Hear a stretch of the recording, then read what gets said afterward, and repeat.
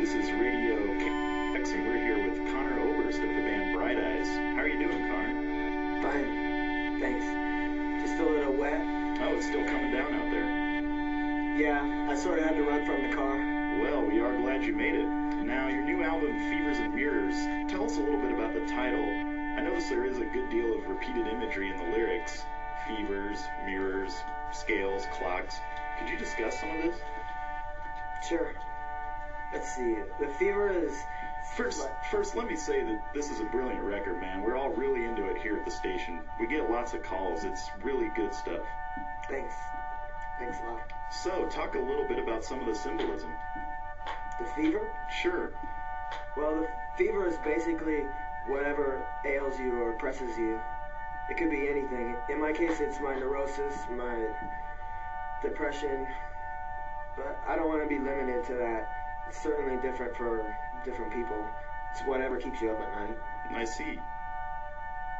And the mirror is like, as you might have guessed, self-examination or reflection in whatever form.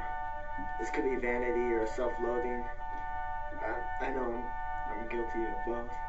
That's interesting. How about the scale? The scale is essentially our attempt to solve our problems quantitatively through logic or rationalization. In my opinion, it's often fruitless, but always, not always. In the clocks and calendars and stuff, it's just time, our little measurements. It's like, it's always chasing after us. It is. It is. How about this Arionette? How does she fit into all this? I prefer not to talk about it in case she's listening. Oh, I'm sorry. I didn't realize she was a real person. She's not, but I made her up. Oh, so she's not real. Just as real as you or I. I don't think I understand.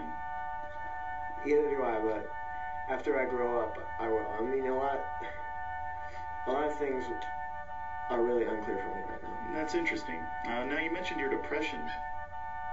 No, I didn't. You're from Nebraska, right? Yeah, that's right. Now, let me know if I'm getting too personal, but there seems to be a pretty dark past back there somewhere. What was it like for you growing up? Dark? Not really.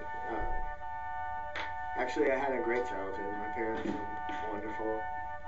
I went to Catholic school. They had money, so it was all easy. I basically had everything I wanted handed to me. Really? So some of the references like babies in bathtubs are not biographical? Well, I did have a brother who died in a bathtub. Drowned. Actually, I have 5 brothers that died that way. No, I'm serious. My mother drowned one every year for 5 consecutive years. They were all named Patrick, so they all got one son. It's kind of like walking out the door to discover it's a window. But your music is certainly very personal.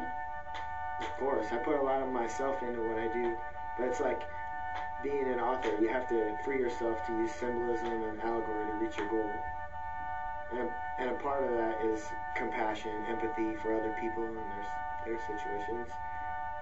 Some of what I sing about comes from other people's experiences as well as my own. It shouldn't matter. The message is intended to be universal. I see what you mean. Can you make that sound stop, please? Yes. And your goal? I don't know. Create feelings, I guess. A song. It never ends up the way you planned it, though. That's funny you would say that. Do you think Do you ever hear things that aren't really there? I'm sorry, what? Never mind. How long have you worked at this station? Oh, just a few minutes. Now, you mentioned empathy for others. Would you say that that is what motivates you to make the music that you make? No, not really. It's more a need for sympathy. I want people to feel sorry for me. I like to feel the burn of the audience's eyes on me when I'm whispering all my darkest secrets into the microphone. Fucking hospital. When I was a kid, I used to carry this safety pin around with me everywhere I went in my pocket, and when people weren't paying enough attention to me, I'd dig it into my arm until I started crying. Everyone would stop what they were doing and ask me what was the matter. I guess I kind of that. Really? You're telling me you're doing all this for attention? No, I hate it when people look at me. I get nauseous. In fact, I could care less what people think about me. Do you feel that? No, I'm feeling sick.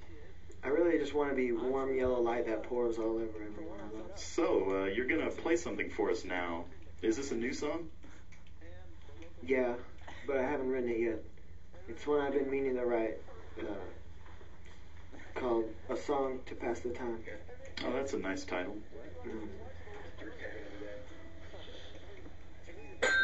You should write your own scripts. Yeah, I know. I kept singing today.